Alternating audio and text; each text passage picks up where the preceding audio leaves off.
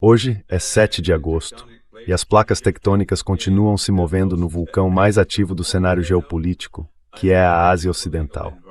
Temos muitas notícias importantes que queremos trazer a vocês. Isso vem diretamente de fontes que acreditamos estão profundamente inseridas nos ambientes onde muitas dessas decisões são tomadas, nas capitais onde essas decisões são tomadas.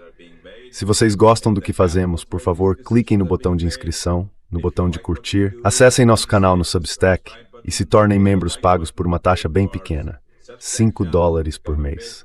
Vamos entregar esse conteúdo 2 vezes por semana na sua caixa de entrada.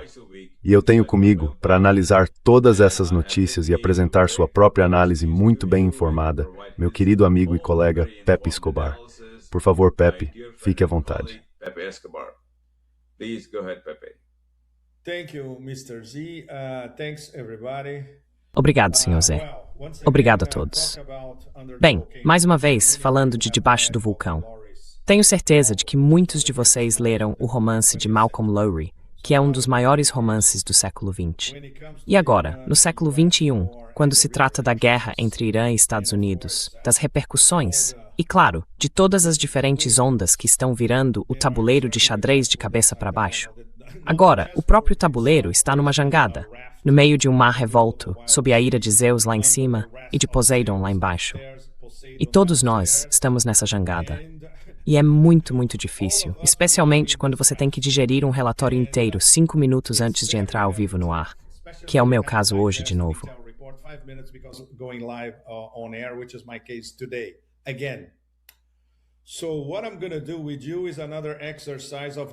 Então, o que vou fazer com vocês é mais um exercício de digerir essa inteligência interna, ponto por ponto, junto com vocês, os espectadores, e até expressar meu ceticismo em relação a alguns desses pontos.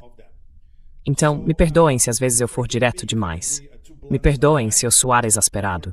E me perdoem se em alguns momentos eu for leniente demais, quando deveria ser mais duro. Portanto, encarem isso por enquanto como as divagações de um Ulisses imóvel. Bom, vamos começar por aqui. Sim, absolutamente. Mas ainda sob a ira dos deuses. Bom, pelo menos no nosso caso, como analistas independentes, não temos híbris. Entendemos como a híbris funciona. Híbris é para aqueles que detêm o poder e acham que podem competir com os deuses. E, obviamente, o exemplo número 1 é o presidente dos Estados Unidos. Bom, vamos voltar aos detalhes.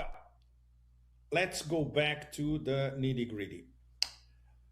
Today in Mecca, we had Hoje, em Meca, estavam o sultão Erdogan, MBS e o primeiro-ministro do Paquistão. Depois, eles rezaram voltados para Meca. Até tiraram uma foto, os 3 olhando pela janela em direção a Meca. E este é o acordo Meca-Sunita-OTAN, cujo conteúdo ninguém no planeta sabe. Talvez 2 ou 3 pessoas no Paquistão. 2 ou 3 pessoas uma pessoa na Turquia, Erdogan, e ninguém mais. Talvez Hakan Fidan, o ministro das relações exteriores dele, e uma pessoa na Arábia Saudita. O próprio MBS, saibam o que há no que eles assinaram.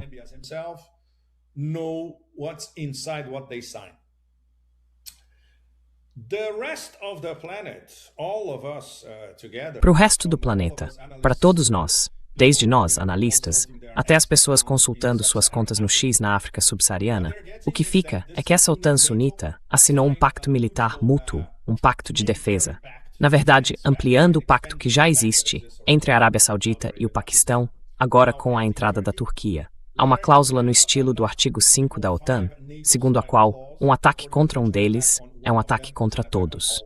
Então, tenho certeza de que muitos de vocês já estão se perguntando, certo, quem quer atacar essa tríade? Quem são os principais candidatos a atacar essa tríade?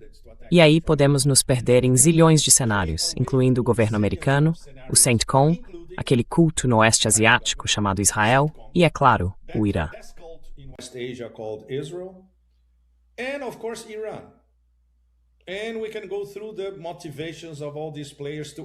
E podemos analisar as motivações de todos esses atores para atacar essa tríade, se é que tem alguma.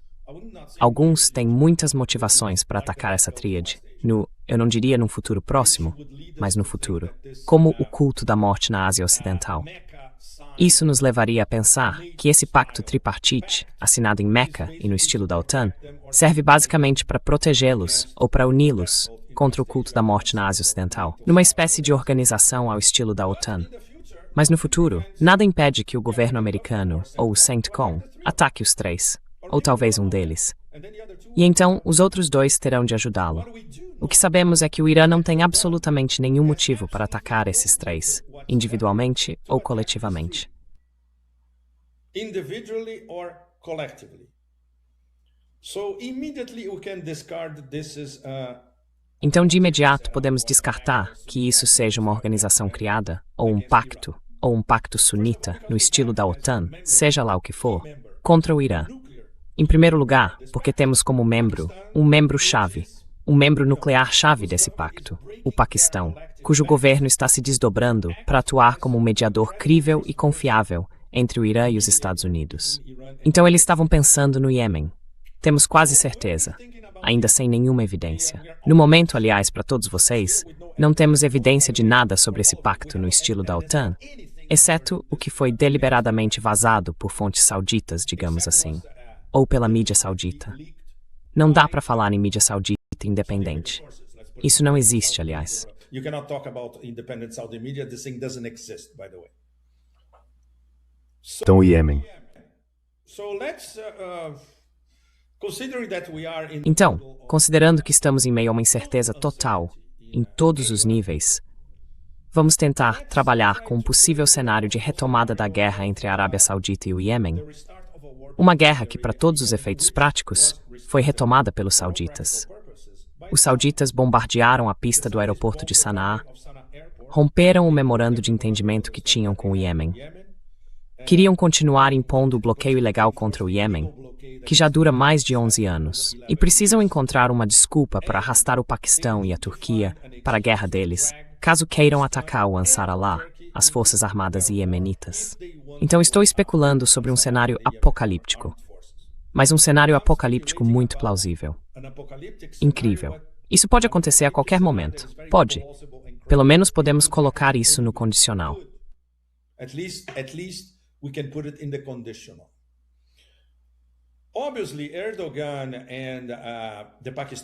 Obviamente, Erdogan e o governo paquistanês são inteligentes o bastante para não cair numa armadilha montada por MBS.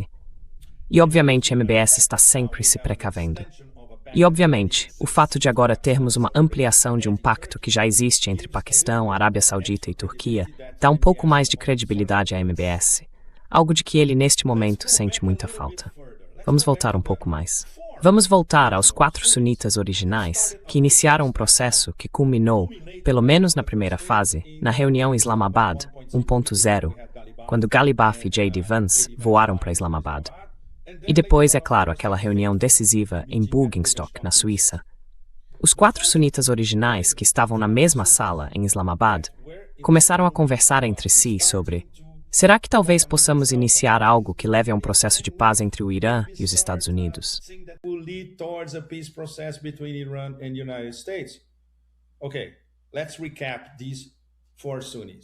Certo. Vamos recapitular esses 4 países sunitas: Paquistão, Turquia, Arábia Saudita, além do Egito. 3 signatários do Acordo de Meca hoje, mais o Egito, que não quis se envolver, ou preferiu não se envolver. Não ouvimos nada vindo do Cairo. Por que vocês não fazem parte desse Acordo de Meca? Um mistério total. É preciso perguntar a Sherazade para que ela nos dê uma resposta. Então, o que estamos recebendo das nossas fontes e amigos paquistaneses? E isso está sujeito a críticas. Sou um grande entusiasta da crítica construtiva. Então espero que nossas fontes, contatos e amigos paquistaneses entendam isso como crítica construtiva. Qual é o sentido de o Paquistão fazer parte de um pacto ampliado de segurança mútua, incluindo uma Turquia extremamente pouco confiável e que está sempre se resguardando? Extremely unreliable and always hedging Turkey. So now we have Turkey, second largest nation. Então, agora temos a Turquia, o segundo maior exército da OTAN, um membro da OTAN, membro pleno da OTAN, o braço oriental da OTAN, na própria Eurásia, se considerarmos a Anatólia. A Anatólia não fica na Europa, a Anatólia fica na Eurásia. Temos o Paquistão, uma potência nuclear, com relações muito privilegiadas com a China e boas relações com o Irã, melhorando o tempo todo, e no meio temos a Arábia Saudita, se equilibrando até a morte, enfraquecida e geopoliticamente limitada por zilhões de fatores sobre os quais não tem controle. Então nossos amigos paquistaneses nos dizem isso, e vou ler diretamente do relatório de inteligência. O Paquistão está se posicionando como uma ponte indispensável entre o Irã, as monarquias do Golfo, a Turquia, a China e Washington. Bem, o Paquistão precisa de um acordo desses para se posicionar como uma ponte indispensável? Não. Por quê?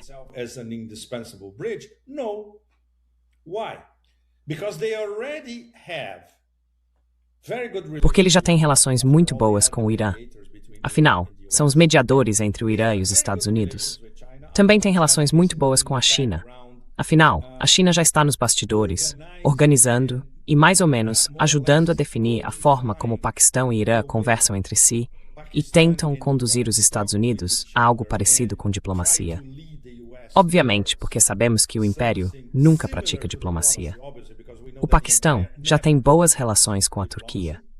E isso é algo que, da última vez que estive no Paquistão, mesmo que tenha sido há alguns anos, pude perceber, por meio dos meus contatos em Islamabad, as relações entre Paquistão e Turquia eram as melhores possíveis e melhoravam o tempo todo.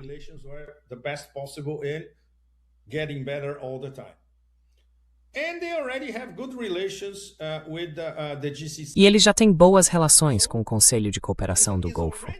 Então o Paquistão já se posicionou como uma ponte importante entre todos esses atores. Eles não precisam de um acordo no estilo da OTAN em Meca para melhorar sua posição.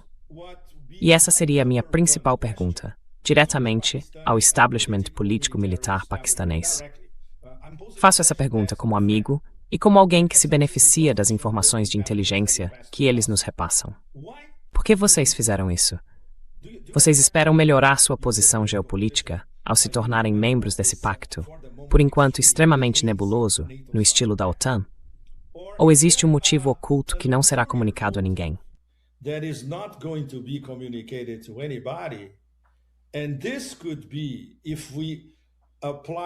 E isso poderia ser se aplicarmos uma leitura chinesa auspiciosa do que ninguém consegue ver por trás deste acordo, o Acordo de Meca, o começo de uma nova arquitetura orgânica de segurança em toda a Ásia Ocidental.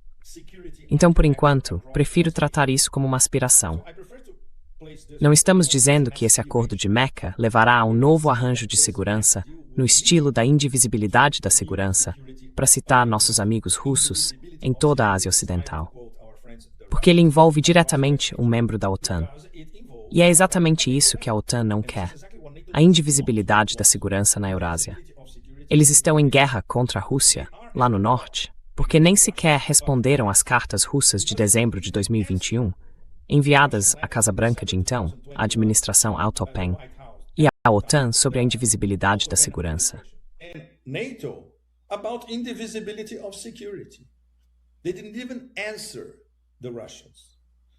Eles nem sequer responderam aos russos. Então agora, com o Irã, desculpem, sinto muito, com a Turquia como parte desse acordo, eles concordarão com a indivisibilidade da segurança, incluindo seu mais importante membro da OTAN no leste da Europa? Obviamente que não. Então isso implica que a OTAN está avançando diretamente sobre os assuntos eurasiáticos? E isso inclui a Ásia Ocidental, a Arábia Saudita e o sul da Ásia, o Paquistão, por meio do eternamente indeciso sultão Erdogan. Então essa é outra pergunta. E eu dirijo essa pergunta a todos vocês, a toda a nossa audiência. E também dirijo essa pergunta ao Irã. Terceira pergunta. Third question. How can Islamabad as mediators and Como Islamabad, atuando como mediador e se esforçando ao máximo para ser mediador. Como sabemos, como fomos informados, como tentamos informar vocês por meio do nosso programa, Transition Protocol. Há 2 meses. Desculpem, não há mais de 2 meses. Há 2 meses. Como Islamabad, no mais alto nível, pode explicar a Teherã, também no mais alto nível, incluindo o líder Mojtaba Khamenei, que teoricamente tem um canal direto de comunicação com o marechal de campo Azim Munir. Este pacto de Meca, ao estilo da OTAN, incluindo um membro da OTAN. Então, mais uma vez, faço essa pergunta a todos. Como podemos ver, a forma como o Paquistão está enquadrando esse acordo de Meca neste momento, vamos colocar assim, é uma forma muito inteligente de enquadrá-lo. Negociações envolvendo o Irã, que neste momento tem apenas um canal de negociação, que é o canal Irã-Oman.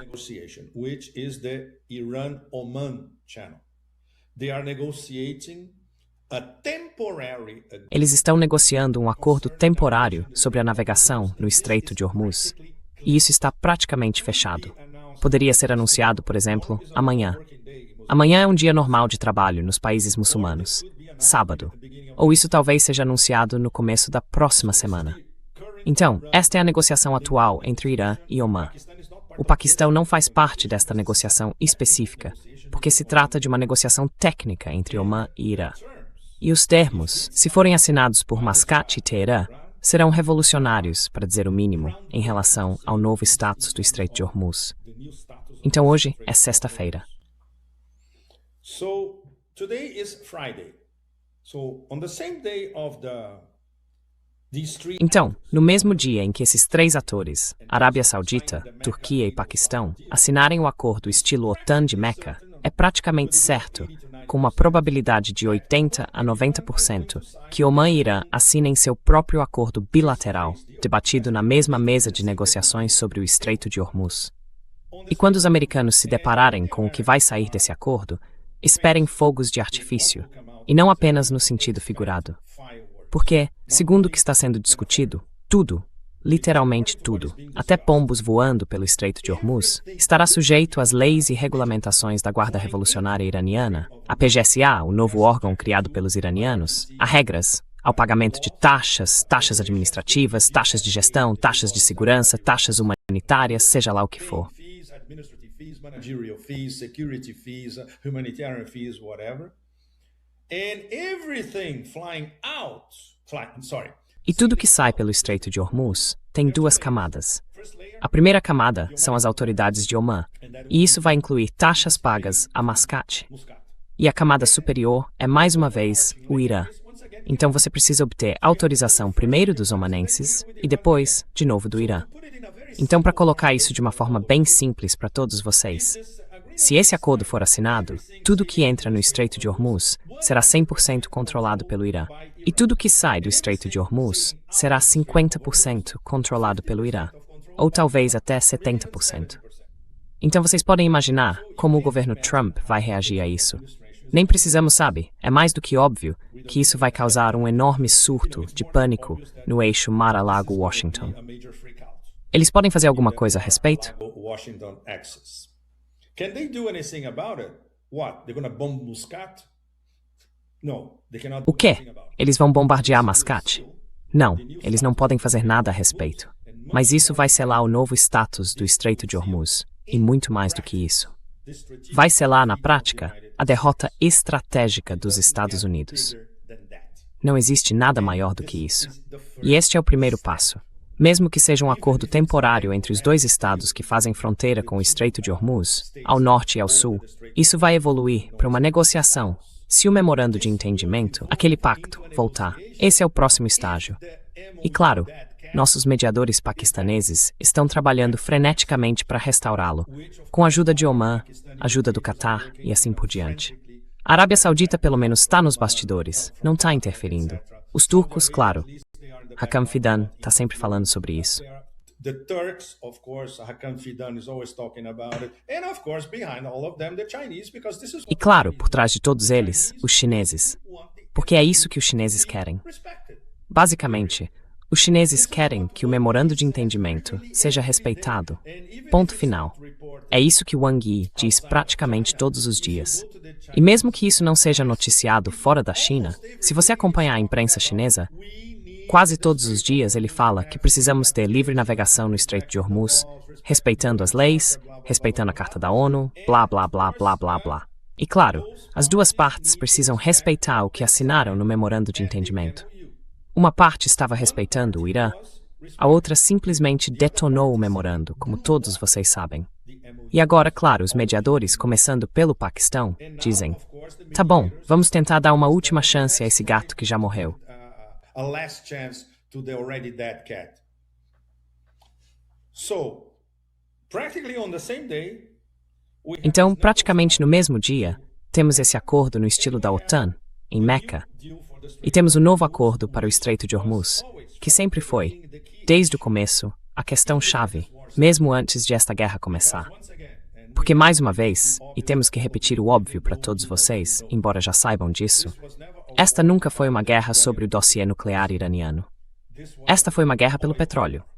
Foi uma guerra por um ponto de estrangulamento do petróleo.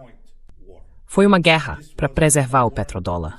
Foi uma guerra contra um Estado soberano e resistente, fora do sistema americano, que vendia energia fora do petrodólar, o que é o maior anátema para as autoridades financeiras e econômicas americanas, e, é claro, para as elites americanas por trás de tudo isso.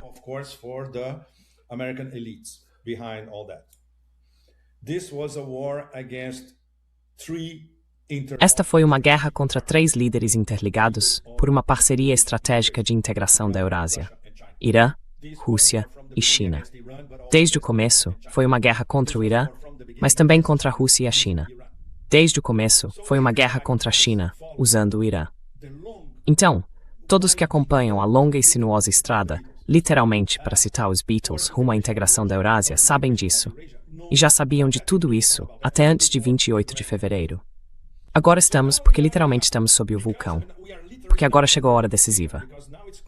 Temos muitos prazos, cronogramas e linhas vermelhas se acumulando cada dia que passa.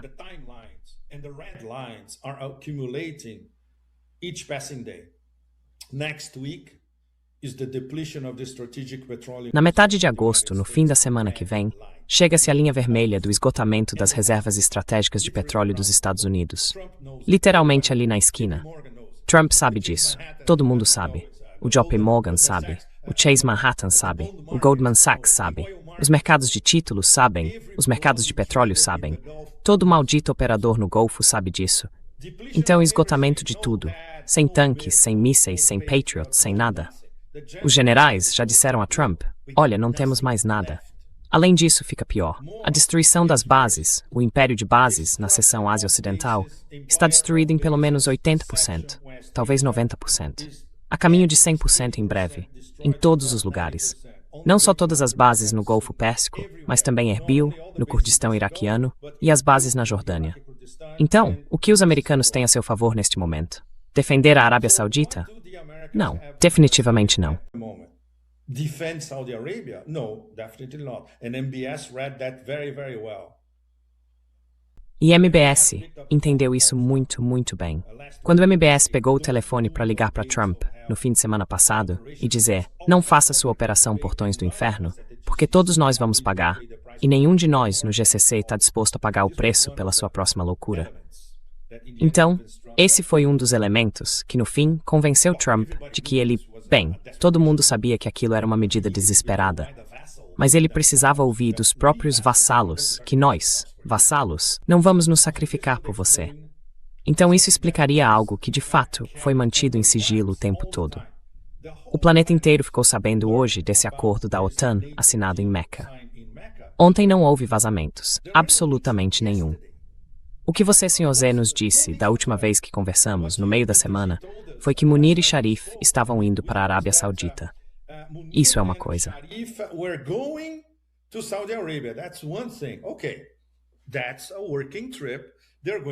Certo, essa é uma viagem de trabalho. Eles vão conversar com o MBS sobre muita coisa. Não vão a Meca para assinar um acordo nos moldes da OTAN. Então tudo sobre esse acordo Meca-OTAN é nebuloso. Está envolto numa névoa total, sem nenhum vazamento. E não sabemos se isso é uma operação de relações públicas, se é real, o que isso implica, o que de fato está escrito nesse acordo. Por enquanto, absolutamente nenhum vazamento de lugar nenhum. De Istambul, de Islamabad, muito menos de Riad. É por isso que, no começo, quando eu estava falando com todos vocês, nossa audiência, eu manifestei um: por favor, tenham paciência comigo, porque eu não estou convencido por isso. Nós, como analistas independentes, não podemos nos convencer desse acordo, porque não há nada claro sobre ele. Não é um acordo transparente. Ele não foi imediatamente vazado para todo mundo, dizendo: olhem, foi isso que assinamos.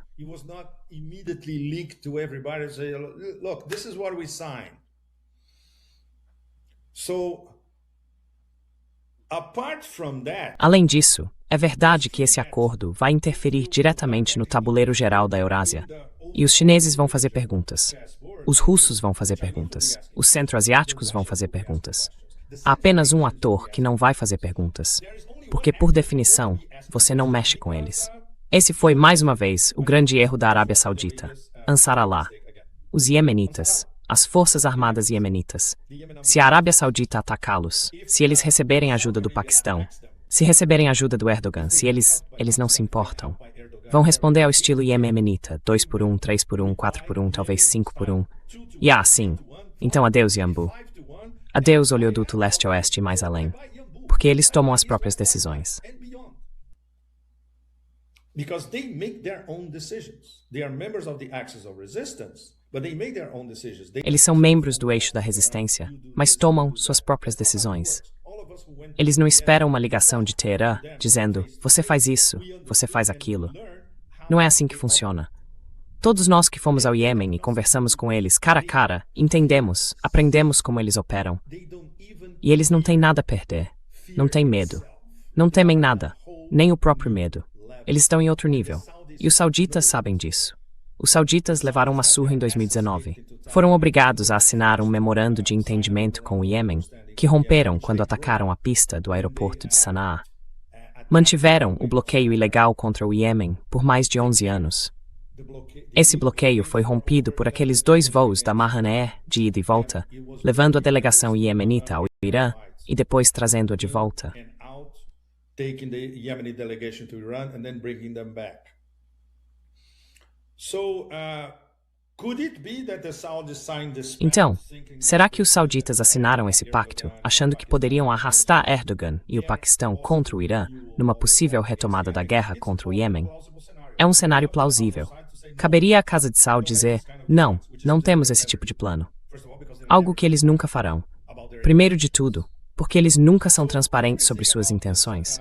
Então, tudo nesse acordo da OTAN-Meca é nebuloso, complicado, suspeito, e não há respostas para nenhum de nós. Mas, pelo menos agora, no momento, quando se trata do nosso amigo favorito, o gato morto, o gato em coma, o gato que ainda não morreu, o gato morto em série, ele ainda está lá, naquela jangada no meio do oceano, sob a ira de Júpiter, Zeus, Júpiter lá em cima, e Poseidon, Netuno lá embaixo. And Poseidon, Neptune downstairs. He's still in the raft, he's not in the bottom of the ocean, and ele ainda está na jangada, não está no fundo do oceano, e pode ser reanimado na semana que vem. Mas você consegue imaginar o memorando de entendimento que será reativado na semana que vem, depois que Omã e Irã assinarem um acordo temporário regulando o fluxo de comércio e de trocas no Estreito de Hormuz, do qual os Estados Unidos estarão completamente excluídos, a ponto de embarcações dos Estados Unidos não serem autorizadas a entrar no Estreito de Hormuz. Então, é onde estamos. Se você quiser, tudo bem, vamos chamar isso de minha pequena interpretação de tudo o que aconteceu entre ontem e hoje. Esta é a imagem definitiva de estar sob o vulcão. Imagine-se sob o vulcão, sob esse novo status do Estreito de Hormuz. Sr. Zé, por favor, a palavra é sua. Mr. Z, please, take it away. Pepe, Bem, Pepe, uma análise extraordinariamente bem informada. E eu respeito profundamente suas opiniões, sua independência e a lente analítica que você nos traz.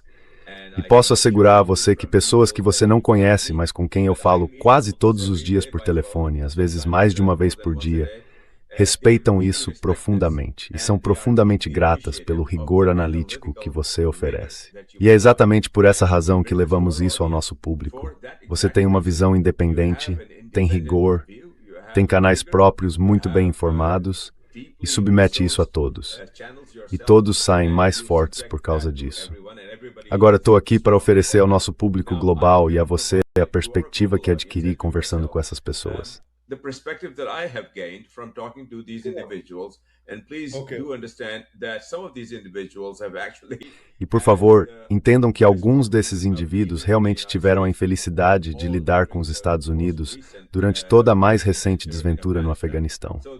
Então eles sabem que não devem confiar em nada que saia da boca de pessoas como Jody Vance e outros, a menos que sejam completamente capazes de verificar isso por conta própria. Então, Deixe-me apresentar a perspectiva das pessoas com quem falo e de quem recebo informações de inteligência que acredito têm fontes profundas e acesso privilegiado e assim por diante. A relação entre o Irã e o Paquistão vai melhorar ainda mais do que já melhorou nos últimos, eu diria, vários meses. E esse já foi o período de maior proximidade nos últimos 50 anos.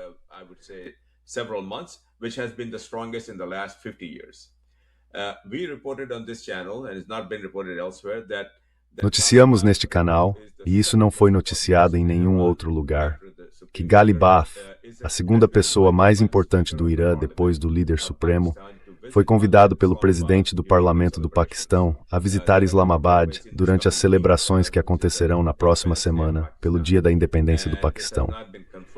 Isso ainda não foi confirmado pelo Irã, nem pelo Paquistão. Mas a expectativa é que ele chegue e tenha reuniões muito importantes com todos. Então, a relação entre o Paquistão e o Irã está evoluindo, se aprofundando e se fortalecendo. E fui informado de que o acordo que acabou de ser firmado não vai de forma alguma representar uma ameaça ao Irã.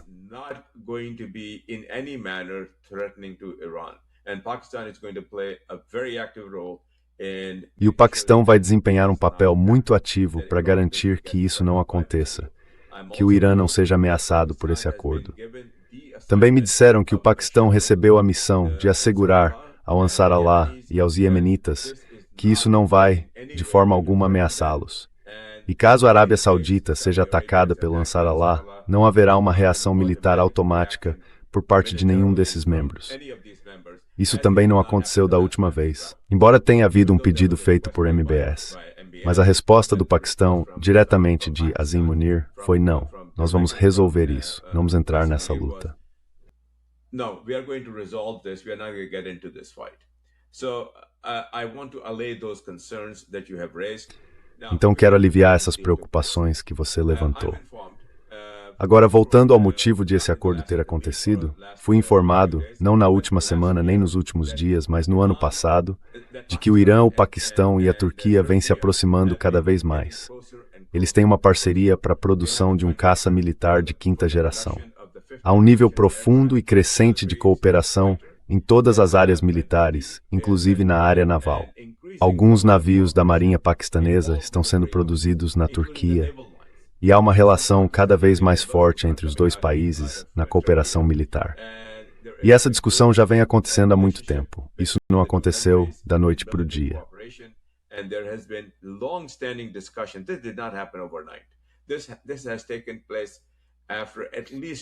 Isso aconteceu depois de pelo menos 2 anos de construção de relações, intercâmbios e tudo mais. E o objetivo aqui é preencher o vácuo. Eles estão completamente convencidos de que os Estados Unidos estão de saída. Na cabeça deles, não há nenhuma dúvida, nem a menor dúvida, de que os Estados Unidos não apenas estão saindo, mas saindo como uma potência derrotada, como uma potência humilhada.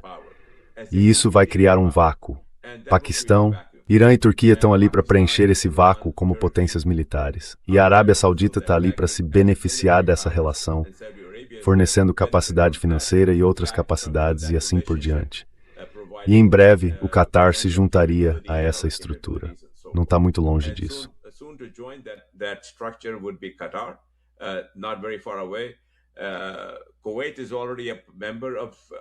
O Kuwait já faz parte de uma relação militar com o Paquistão e Omã deve vir em seguida. O único país que ainda não é certo são os Emirados Árabes Unidos, mas os Emirados vão ficar isolados. Então, minha apuração é a seguinte: os Estados Unidos estão saindo como uma potência humilhada. Os Estados Unidos estão saindo como uma potência derrotada. A hegemonia do petrodólar dos Estados Unidos vai entrar em colapso. A questão é, em quanto tempo, de que forma e em que medida? Mas o fato de que ela vai entrar em colapso não deixa dúvida, na minha opinião. E eu sou alguém que de fato participou da criação desse infeliz regime do petrodólar no início dos anos 70. O governo dos Estados Unidos me pediu para fazer parte da equipe que tornou isso possível. E eu não estou feliz com isso. Não tenho orgulho disso. Na verdade, percebi isso rapidamente e saí. Mas isso vai entrar em colapso. E eu digo isso com firmeza. De Howells está grande obligation por trás. great credibility behind it and analysis behind it. I am willing to go out on the limb again and say that Estou disposto a me arriscar de novo e dizer que, independentemente de quem esteja no poder no governo civil paquistanês, pode ser Shahbaz Sharif, pode ser outra pessoa amanhã, pode ser Imran Khan. O fato é que Asim Munir é o ator central em tudo isso. E o exército paquistanês é realmente o poder dominante no Paquistão. Ninguém duvida disso. Ninguém que tenha qualquer conhecimento da região tem dúvida de que esse é de fato o caso. As relações que estão sendo estabelecidas agora com o Irã, as mais fortes dos últimos 50 anos, com a Turquia, que vem crescendo há muitos anos, com a Arábia Saudita, que já são duradouras, com o Catar, que vem ganhando cada vez mais importância, e com o Kuwait, que recentemente voltou a assinar seu acordo de defesa. Não há dúvida de que o Paquistão e o Irã, quero enfatizar o Irã, vão emergir como potências regionais dominantes.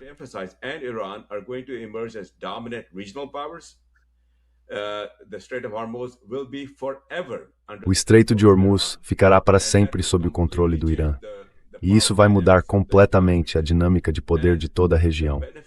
E o maior beneficiário de tudo isso será a China. E o perdedor de tudo isso serão os Estados Unidos. E com o colapso do petrodólar, eu venho dizendo isso repetidamente nesse canal, como os Estados Unidos vão sustentar seus 40 trilhões de dólares em dívida? Ninguém consegue responder a essa pergunta. Na verdade, a resposta é: não conseguem. Então essa é a minha análise, com base nas coisas que eu sei, e eu respeito profundamente o que você disse, e agradeço muito por isso.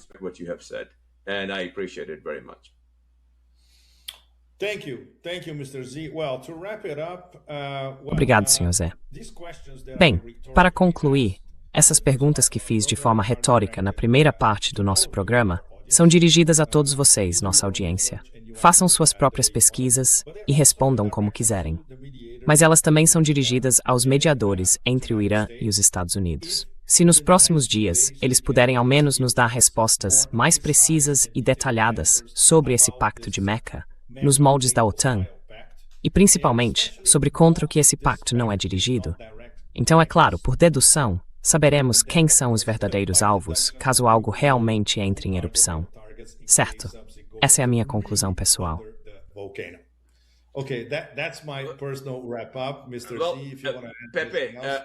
Sr. Z, se quiser acrescentar mais alguma coisa. Pepe, vou oferecer algo ao nosso público para que eles possam aguardar com expectativa nossa próxima participação nesse canal e nossa próxima comunicação com eles. Como tenho a honra de contar com a confiança dessas pessoas que estão negociando e que são, de fato, as pessoas na sala enquanto tudo isso acontece, da próxima vez que estivermos aqui, posso assegurar que terei respostas que eles estejam dispostos a me fornecer. E terei muitas dessas questões que você levanta, que estão no ar, esclarecidas, em termos da perspectiva deles e do entendimento que têm sobre o que está passando pela cabeça de MBS e o que está passando pela cabeça de Erdogan. Sim, obrigado.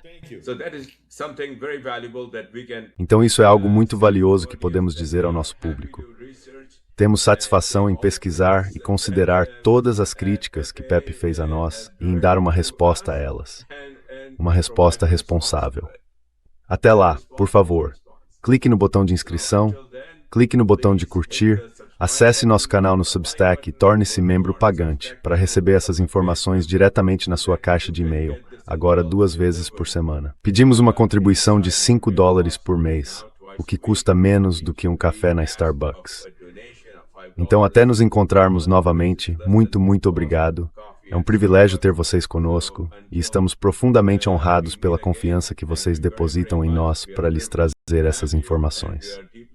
Tchau, tchau. Muito obrigado a todos. Saúde. Até a semana que vem.